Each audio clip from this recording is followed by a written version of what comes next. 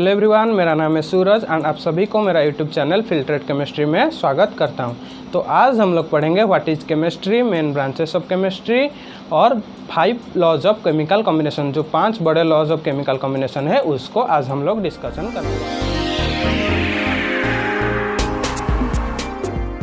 आपने अभी तक हमारे चैनल को सब्सक्राइब नहीं किया है तो नीचे लाल कलर का सब्सक्राइब बटन दिखेगा, तो जल्दी से जाके सब्सक्राइब करें और पास वाले बेल आइकन को दबा के ऑल नोटिफिकेशन ऑन कर लीजिए, ताकि हमारे आने वाले वीडियो आपको जल्दी ही नोटिफिकेशन के तौर पे मिल जाएगा। तो आइए पहले चलते हैं व्हाट इज़ केमिस्ट्री की ओर। तो केमिस्ट्री क्या है? एक फल है, फूल है, पौधा है, जानवर है, इंसान है, क्या है? तो व्हाट इज़ केमिस्ट्री? केमिस्ट्री क्या है? Chemistry is the branch of science. ये क्या है? विज्ञान का एक ब्रांच है, बस साइंस का एक ब्रांच है। Chemistry is the branch of science which deals with the study of chemical composition of matter and the chemical changes involved in it।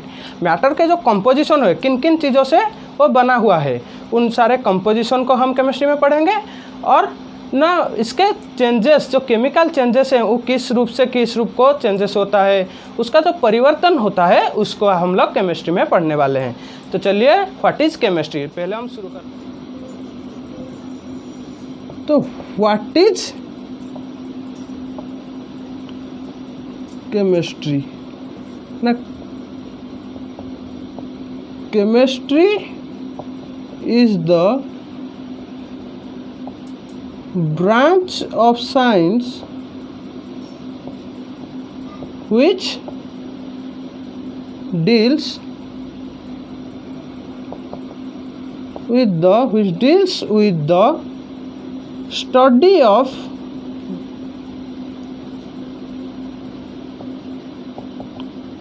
composition of matter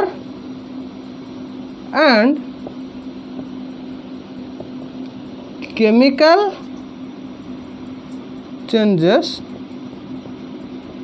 involved in it।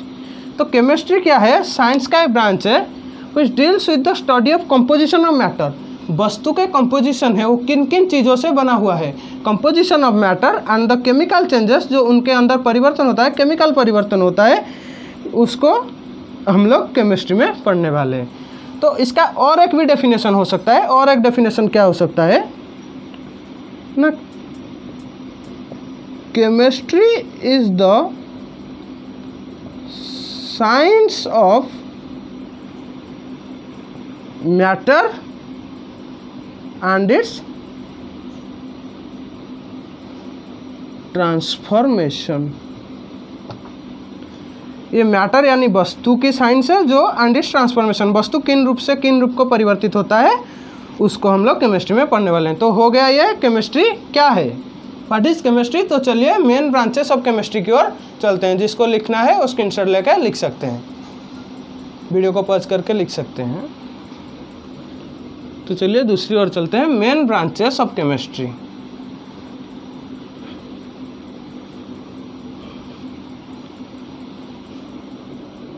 हम लोग चलते हैं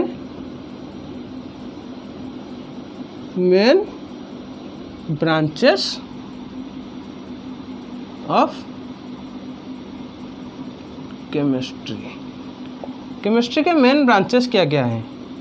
तो पहले हम लोग चलते हैं, पहला जो है वो है inorganic chemistry. Inorganic chemistry. Inorganic chemistry क्या है? It deals with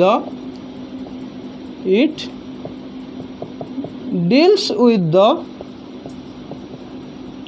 study of all elements. जो हमारे 118 एलिमेंट्स है, उन सारे एलिमेंट्स को हम इसमें पढ़ेंगे एंड इसके कंपाउंड्स पढ़ेंगे। Elements and it's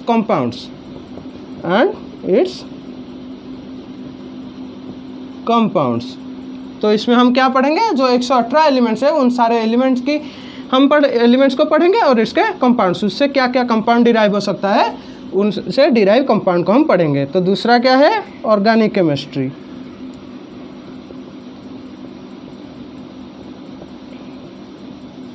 organic chemistry क्या है? it deals with the study of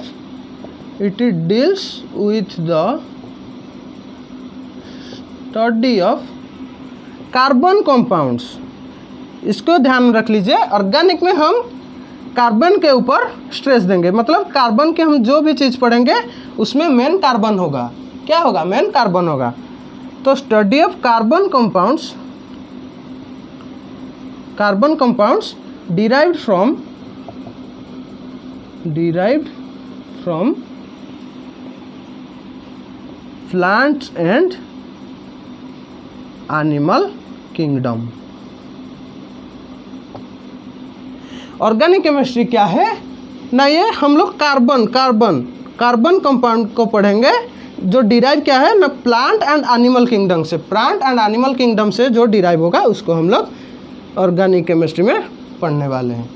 तो चलिए तीसरा हमारा जो है, मैं इसको मिटा देता हूँ। तीसरा हम लोग का है फिजिकल केमिस्ट्री। तो फिजिकल केमिस्ट्री तीसरा, इसको हम 3 नंबर देते हैं। Physical chemistry.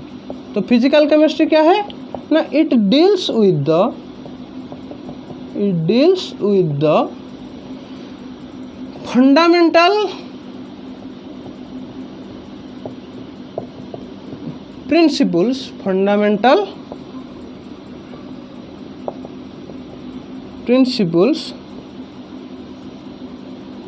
underlying various chemical phenomena। तो इसमें हमारे जो कंपाउंड जो फॉर्मेशन होते हैं, या जो चीज़ दो चीज़ अगर A + B हो के तीसरा चीज़ हमारा C फॉर्मेशन करता है, तो इसके जो फंडामेंटल प्रिंसिपल्स हैं हम क्या किसमें फिजिकल केमिस्ट्री में पढ़ने वाले हैं। तो इसके बाद हम आते हैं एनालिटिकल केमिस्ट्री में। तो जगह नहीं है, थोड़ा मैं इसको मिटा देता हूँ। उसके बाद हम आते हैं एनालिटिकल केमिस्ट्री। हमारा चौथा क्या हो गया? Analytical chemistry. एनालिटिकल केमिस्ट्री क्या होता है ना? It deals with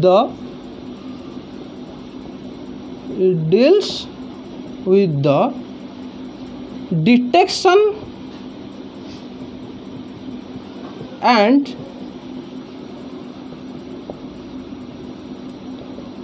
estimation of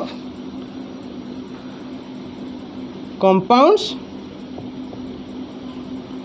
and elements। या अगर आप एलिमेंट को पहले लिखेंगे और कंपाउंड को बाद में लिखेंगे तो भी चलेगा। It deals with the detection and estimation of compounds and elements. हमारा पांचवा क्या हो गया? Industrial chemistry. Industrial chemistry. It deals with the study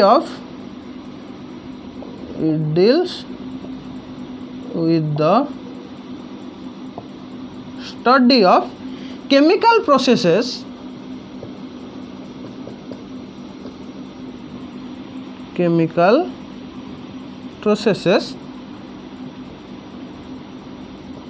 relating to इंडस्ट्रिया बा इंडस्ट्री।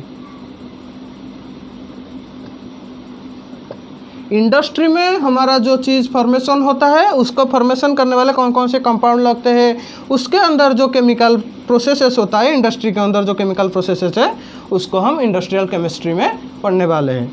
तो चलिए हमारा लास्ट जो है उसको हम पढ़ेंगे सिक्स्थ वाला। अगर लास्ट वाला हमारा जो है वो है बायोकेमिस्ट्री। सिक्स्थ वाला हमारा जो है उसको हम लोग कहेंगे बायोकेमिस्ट्री। बायोकेमिस्ट्री क्या है ना? It deals with the chemistry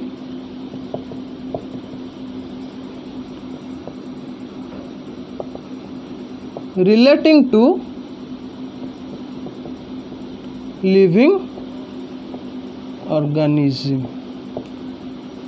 जो लिविंग ऑर्गेनिज्म है, ट्रीज हो गया, हम एनिमल्स हो गए, उनके अंदर जो केमिकल चेंजेस होते हैं, chemistry relating to living organism, living organism के अंदर जो केमिकल चेंजेस होता है उसको हम लोग पढ़ेंगे बायोकेमिस्ट्री में।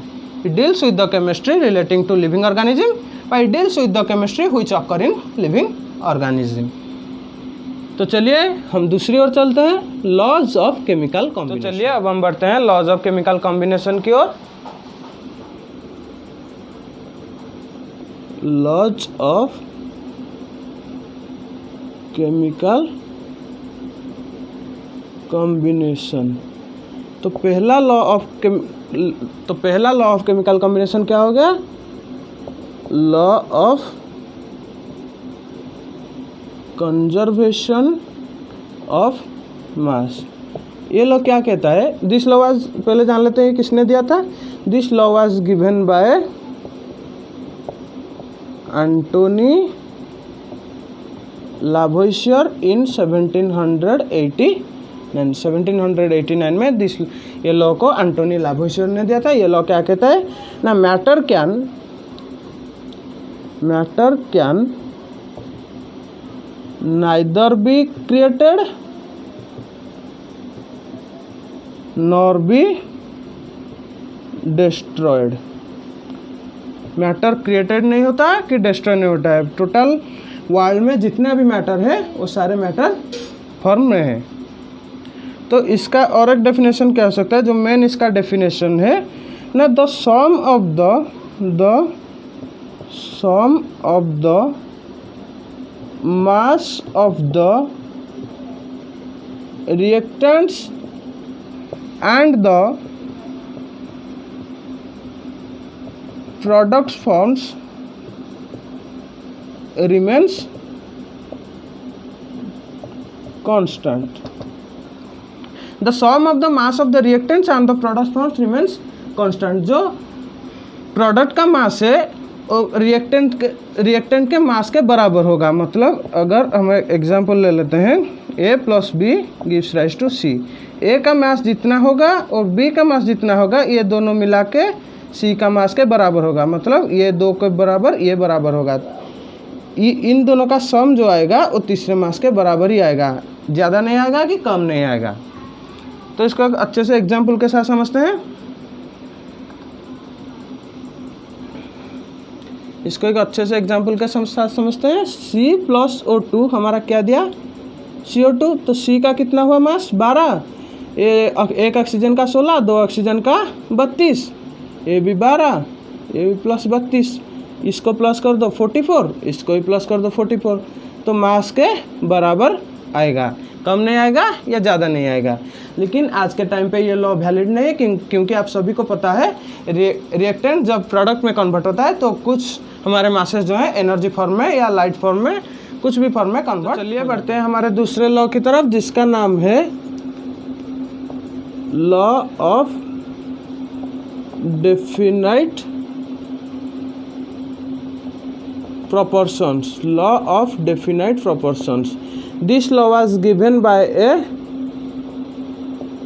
फ्रेंच केमिस्ट जिनका नाम था जोसेफ प्रॉस्ट दिस लॉ को दिए थे। ये क्या कहता है ना, this law states that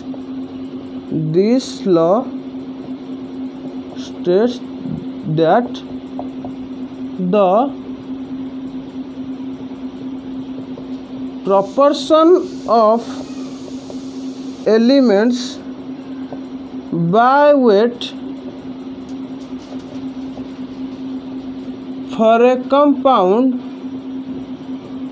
the proportion of elements by weight for a compound will remains exactly the same। This law states that the proportion of elements by weight for a compound will remains exactly the same, will remains always exactly the same, irrespective of source origin or quantity, the percentage composition of elements by weight in a given compound will remains exactly the simple से example के साथ समझते हैं। हम अगर water लेंगे, आप सी water लीजिए, टैप वाटर लीजिए, या नाले का वाटर लीजिए, या लेक का वाटर लीजिए, आप जहाँ से भी वाटर को उठाएंगे उसका कंपोजिशन क्या आएगा, हमारा मतलब वाटर। हम मतलब पहले सी वाटर ले, उसके बाद लेक वाटर ले, उसके बाद हमारे नाले का जो वाटर है, मतलब हम टैप वाटर भी ले सकते हैं। वाटर सारे का कंपोजिशन क्या होगा, H2O percentage composition of elements इसमें क्या है, H और O, इसमें क्या है H और O, इसमें भी क्या है H और O। इसमें क्या कंपोजिशन है, H का 2 बाई वेट ऑक्सीजन का कितना है 16, इसमें भी है 2, ये भी ऑक्सीजन का 16, इसमें भी 2, इसमें भी 16। तो कंपोजिशन क्या हमारा हो जाएगा 1:8। उसी तरह अगर आप CO2 भी लेंगे, इसका कार्बन का कितना हो गया, कार्बन और ऑक्सीजन, कार्बन का हो गया 12, ऑक्सीजन का 16, तो ये भी हमारा कंपोजिशन आएगा 12:16 और हमारा हो गया 3:4। 4 3 12, 4 4 16 हो गया, 3:4 ही हमारा आएगा। अब जहाँ से भी कार्बन डाइऑक्साइड लेके आओ, उसका हमेशा 3:4 ही रेशियो रहेगा। मासेस का रेशियो, वेट का रेशियो हमारा रहेगा 3:4। वैसे आप जहाँ से वाटर को उठा के लाओ, हमारा हर जगह से 1:8 उसका मासेस का रेशियो है, 1:8 ही रहेगा, उसके बदले में और कुछ भी नहीं। हमारे तीसरे लॉ की ओर बढ़ते हैं, जिसका नाम है law of multiple proportion. Law of multiple proportion, this ये लॉ क्या कहता है ना, this law was given bye, हम पहले जान लेते हैं ये किसने दिया था। This law was given bye Dalton. किसने दिया था, डाल्टन ने दिया था। कितने सेंचुरी में, 1803 में ये लॉ डाल्टन ने दिया था। ये लॉ क्या कहता है ना, when two elements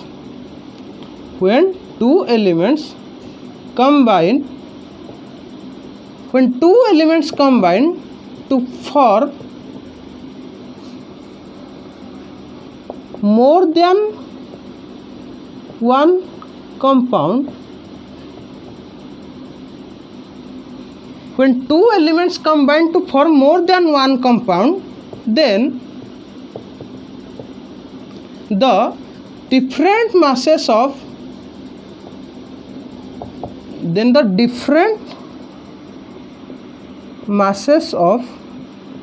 one element which combines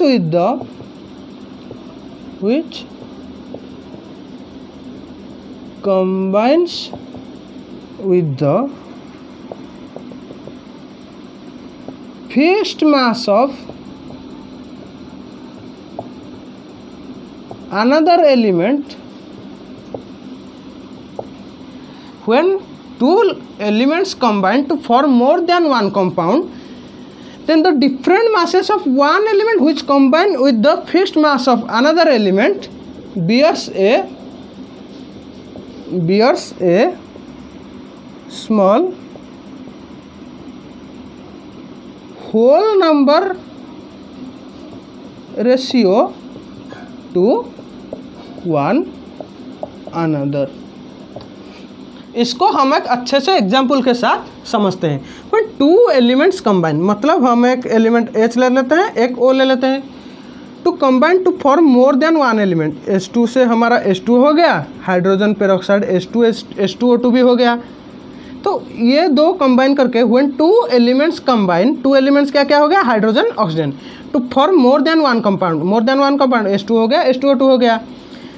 then the different masses of one element, यहाँ हम इसका मासेस ले लेते हैं, ये 2:2, इसका कितना है, ऑक्सीजन का 16 है, ये 2:32 है ना। Different masses of one element, oxygen का डिफरेंट मासेस यहाँ हो गया 16:32, 16:32, इसका क्या होगा, डिफरेंट मासेस हो गया।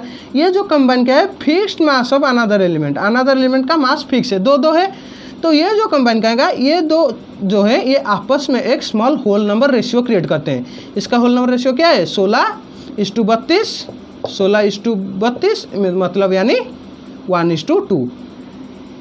When the fixed mass, when the different masses of one element which combines with the fixed mass of another element, different masses of one element, oxygen का ही एलिमेंट हो गया, fixed mass of another element which combines with the fixed mass of another element bears a small whole number ratio, 16:32 यानी 1:2, small whole number ratio to one another, एक दूसरे को एक small whole number ratio ये provide करते हैं। तो हम एक अच्छे एग्जाम्पल के साथ समझते हैं। N और O हमारा 2 हो गया, इसके क्या कंबाइन होगा, N2O, NO2 और NO। हम लोग 3 लेते हैं, इसमें क्या है रेशियो है 28:16, इसमें क्या रेशियो है 14:32, इसमें क्या है ना 14:16 है। तो ये तो different masses of one element तो हो गया, लेकिन फिक्स्ड मास ये नहीं हुआ, ये 28 है, 14 है, ये 14 है। अगर हम लोग इसको फिक्स करेंगे, पहले हम एक को फिक्स करेंगे, तो हम लोग नाइट्रोजन को फिक्स करते हैं। इसको अगर 28 से 16 है तो 14 से कितना होगा, 8 होगा। ये हाफ कर लो, ये हाफ कर लो, ये तो 14 का 14 है, इसको 32, ये 14 का 14 है, इसको 16। तो when two elements combine to form more than one compound, then the different masses of one element which combines with the fixed mass of another element bears a small whole number ratio। इसके अंदर एक small whole number ratio होगा जिसको है 8:32:16, जिसका मतलब 1:4:2, एक small whole number ratio करता है। सिंपली ये बात। फोर्थ लॉ की ओर चलते हैं। फोर्थ लॉ क्या है, Gay Lussac's law of gaseous volumes. ये लॉ क्या कहता है, सिंपली ये law given by Gay Lussac in 1808। This law was given by Gay-Luzak in 1808. This law states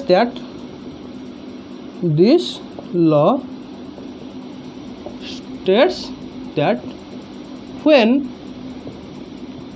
gases are produced or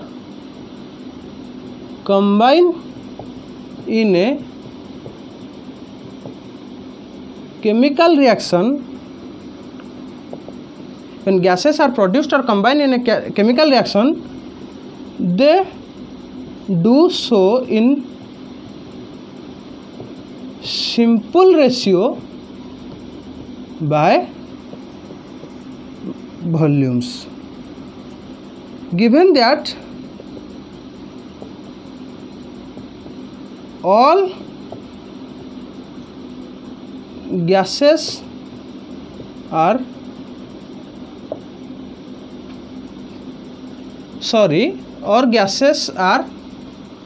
at same temperature and pressure, same temperature और pressure में।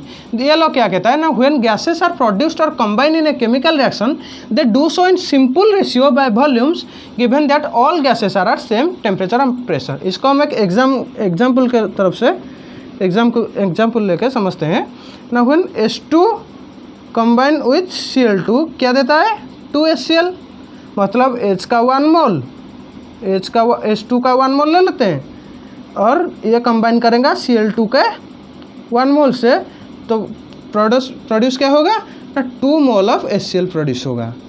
ये simple, ये जो रेशियो है 1, ये 1 ले लिया, ये 1:1, प्रोड्यूस करता है 2। तो ये सिंपली लीटर्स में ही करता है। सिंपली यही बात, अगर हम इसको 20 लीटर ले लेते हैं, Cl2 भी 20 लीटर लेंगे तो ये 40 लीटर फॉर्मेशन करेगा HCl। ये जो रेशियो में करता है, मोल्स में करता है, वही ये लीटर्स में भी, वॉल्यूम्स में भी करता है। यही बात ये सिंपली बताना चाहता है। इसका 1 मोल हो गया, इसका 1 मोल, जैसे इसका 2 मोल हो गया, ये सिंपली वही रेशियो में वॉल्यूम में भी रिएक्शन करेगा। 20 लीटर से कंबाइन करेगा तो 40 लीटर बनेगा। 5th लॉ क्या है? Avogadro's law. ये लॉ भी सिंपल नेम से ही पता चलता है। ये लॉ किसने दिया था? एवोगाड्रो ने दिया था इन 1811। 1811 में ये लॉ किसने दिया था? एवोगाड्रो ने दिया था। ये लॉ क्या कहता है? This law states that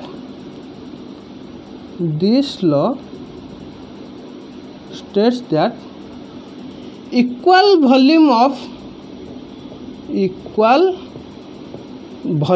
of all gases contains equal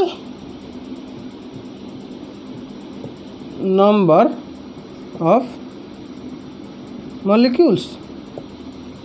ये लॉ क्या कहता है ना, equal volume of all gases contains equal number of molecule given that all the